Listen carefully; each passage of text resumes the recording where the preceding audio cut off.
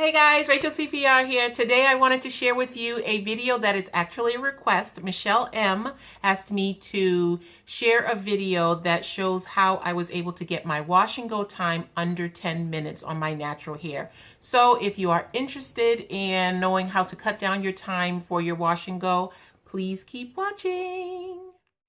Okay, first I would say that I have been doing a wash and go in my hair for a very long time. I mean, not just a matter of months, but actually years. And so you would definitely want to make sure that with everything all the tips that I'm going to give you, which is really only 4 things that usually add up to a longer process for wash and go.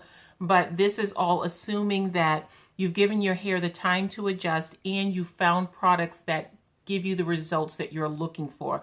Not necessarily results of what someone else is going to get, but products that give you results that you would be looking for your hair.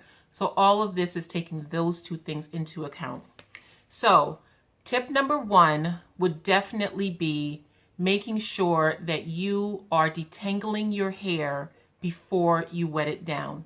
And when I say detangling your hair, I'm talking about your loose strands. If you watch any of my wash and go videos, which I will link my latest one to this video so that you can see, because I go through the entire thing beginning to end. And the first thing that I always do is I will remove any shed hairs from my head. If you are, well, in general, everyone loses 80 to 100 hairs a day, just depending on your personal shedding process. Your natural shedding process is going to remove 80 to 100 hairs every single day. These are not pieces of hair, which is breakage. That's not shedding. Breakage is something else altogether. But as far as your natural shedding process, you are going to lose 80 to 100 hairs a day. So for the purpose of keeping everything kind of rounded, we're going to say 100 hairs a day. If I'm wearing my hair like this and I am losing, I'm trying to remember when I washed my hair. Today is my wash day. Was because I was supposed to wash it this morning, but I didn't because it's snowing outside. But today is my wash day. It has been today's the 3rd day since I've washed my hair. And for 3 days, I've lost 300 strands. That's 300 strands that would be caught up in my hair right now. If I wet my hair down, it is going to be very difficult to get those strands out of my hair very easily. They will come out, but especially if you are finger detangling, it is going to be very difficult for you to get all of those shed hairs out. Whereas if I take my time right now, take a little bit of oil, I love to use my peppermint elixir. Or just a little coconut oil, a little jojoba oil, grapeseed oil. Put it on my hands, coat my hands with it, and I will just go through my hair like this, and you'll see all of the strands that I'm losing. And these are the strands that give you problems when you are doing a wash and go. These are the strands that get all tangled up in your hair, but they're not attached. So whereas the hair that's attached to your hair that is staying, it's attached at the bottom, so it's easy to get through those strands. It's the hairs that are inside of there that are just free and just doing whatever they want to do. Those are the hairs that give you the problems. So the first thing you're going to do is you are going to remove most of those shed hairs, as many as you possibly can. Usually I like to do this when I'm just taking my time to do this. I'm very gentle with my hair. You do not want to tug on your hair because remember, these are just loose strands. You do not have to tug on your hair. All you do is preen. I believe it's called preening when I'm trying to remember, with natural hair, water only washing, you preen. Preening is bringing the oil down your hair, and scritching is the light scratching of your scalp. Hopefully that's the right way. If it's not, please let me know. Anyway, you just bring the hairs out, and you just bring them out to the bottom of your hair, making sure you're getting everything. And again, these should be full strands, not pieces. Pieces means you are having breakage and there's something that is weakening your hair, whether you are working too heavy-handed or if you are just, if you have a chemical process, color, if you have heat damage, all of those things can be breakage. But that's pieces of hair and not full strands. So many times people get nervous when they see the little piece of white at the bottom, but that means that your body naturally released that hair. And so you're not going to notice that your hair is thinning simply because that is your natural process that your body is going through, you want that. Certain times of the year, you are going to notice that even more. In the springtime, I notice that I shed a little bit more hair. Some people shed a little bit more in the wintertime. It's good to keep a journal, because then you won't get nervous when you start to see more hair. But you shouldn't physically see a change in your head of hair. Your hair should stay about the same as far as the density, but it's just your natural order of doing things. So again, first, get rid of all the shed hairs. Michelle also asked if I ever use tools in my hair like a comb or a brush. Yes, I do. I went for a very long time not using a comb or brush in my hair, but then I realized that right in here, this is my area where I was not getting all of the shed hairs out very well.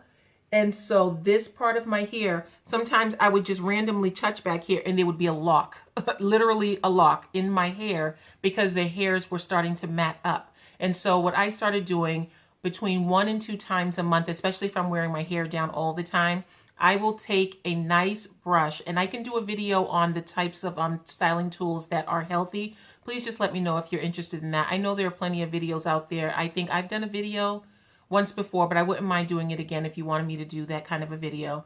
But just a nice healthy brush that is not going to keep bending, and just pulling your hair out. You just get a brush or a detangling comb and you gently comb through. I always comb through my hair with lots of conditioner in my hair and when it's very wet. And I'm very gentle when I comb through my hair, but once to twice a month, I will go through my hair and I will get rid of all of the sheds in my hair, because going through it with my hands, I'm not going to get everything out. But when I use that tool, I get everything out that has just been kind of lingering around. So yes, detangling beforehand is a must. The second thing that you definitely want to do is pay attention to how often you are co-washing or completely re-wetting your hair for your wash and go. If you are wearing a wash and go hairdo and you are wearing your hair down like this, imagine me going, okay, let's say 2 weeks. We'll say 2 weeks. Or no, let's say 1 week. If I were to go 1 whole week with my hair like this every single day, wearing my hair like this, I'm losing 100 hairs a day. So at the end of the week, that's 700 hairs that are in my head that I have to deal with. It's going to make it so much more difficult. It's going to make it so much. So if you're going 2 weeks, that's 1,400 hairs that are all tangled up in your hair. The longer you go in between your wash and go, the more it will take for you to detangle it. It's going to extend your time. So when I am doing my wash and go and I'm just wearing a wash and go, I always make sure that I am right there at my sink within 3 days. And I say within 3 days simply because conditioner only lasts in your hair, the average conditioner, should I say, only lasts in your hair for 3 days. After that, your hair is not protected. Your hair is not seeing the effects of the conditioner that you're using in your hair. It's just not protected like that. Of course, you can add things to it to protect it. But as far as just wearing your hair and relying on the conditioner, the really awesome conditioner that you just put in your hair, after 3 days, it's not there. So that is the time scale that I use, 3 days. Sometimes I don't last as long as 3 days. Sometimes I'll do once a day. As long as I'm not using shampoo in my hair, that's perfectly fine. I'm just giving my hair an overload of conditioner. And if I have a dryness in my hair for some reason, I definitely do more often, because that means that I'm just watering and conditioning my hair regularly. So number 2 would be making sure that you are doing your co-wash or complete re-wetting and conditioning within a certain amount, within the amount of time that will make it so that you can not build up with those shed hairs. The third thing out of 4 things that is a major contributor to extending the time that you are having to detangle your hair for your wash and go is if you are using heat in your hair. Heat damages. Damaged hair doesn't close down. The cuticles on the hair doesn't close down all the way. It stays open just a little bit. So if you have a strand of hair like this, you are going to have like the layers. I'm trying to try to explain the physical nature of hair. If you have a strand of hair, you have layers or shingles that lay on top of each other. When you wash your hair, You slightly open those shingles, just the smallest amount, and it gets all of the debris out of the edges of the shingles that you have on your hair.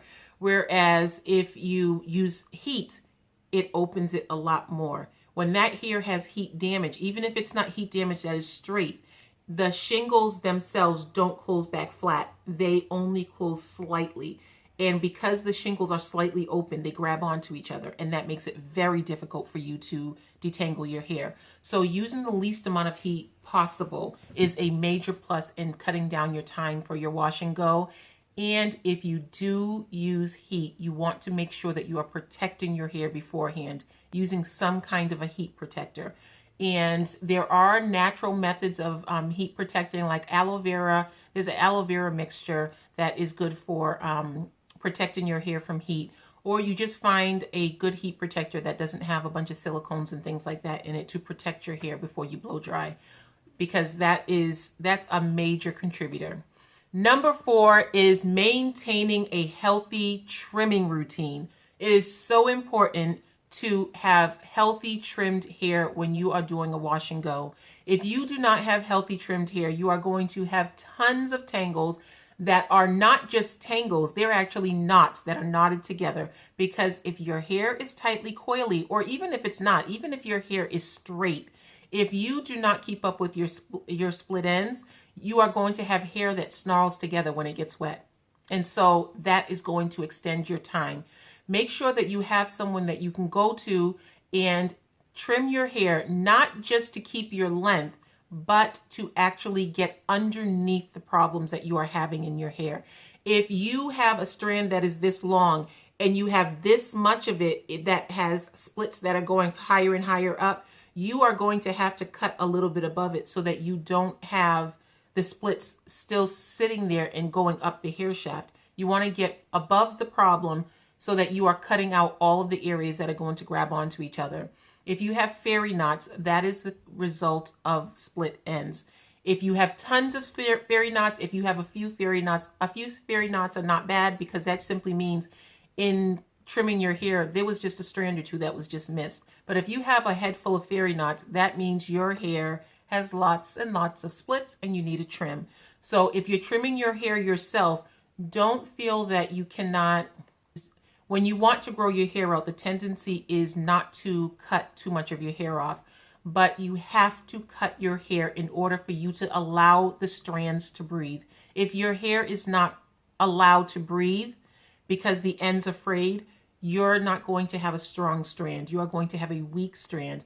And that's why many times people feel, oh, the more you cut your hair, the faster it grows. It doesn't grow faster. It simply gets the chance to grow to its full potential. Because just as with a bouquet of flowers, if you cut the stems every single day or every other day, the flower will continue to bloom and be beautiful for a very long time. Whereas if you don't cut the ends of your flowers, in a couple of days they just die, they just wilt and they die. The heads start to droop on the flowers. So it's the same thing with your strands of hair. If you want your hair to grow and to be healthy and live up to its fullest potential, you have to take the jump and just cut those ends off.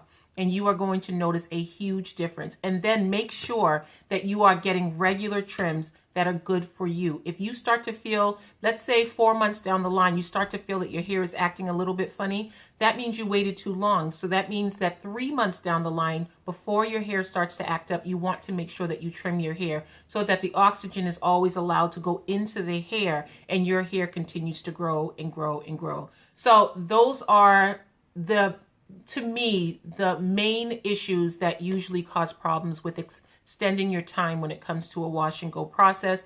And I think that it can be difficult in the beginning. In the beginning, it was not easy. My hair wasn't used to the routine. But when I continued every 3 days, actually in the summertime, it wasn't every 3 days. It was every day, every 2 days, every 3 days. It made it so that my hair, it was almost as if I didn't even need to put anything into my hair in order for my hair to go right into its routine and just to curl up the way I wanted it to, because I was just regular with my routine. So I hope these tips were helpful. Michelle, I hope this answered your questions. If you have any more questions, please feel free to leave your questions below. I will definitely get back to you, and I will see you again in my next video. Bye, guys.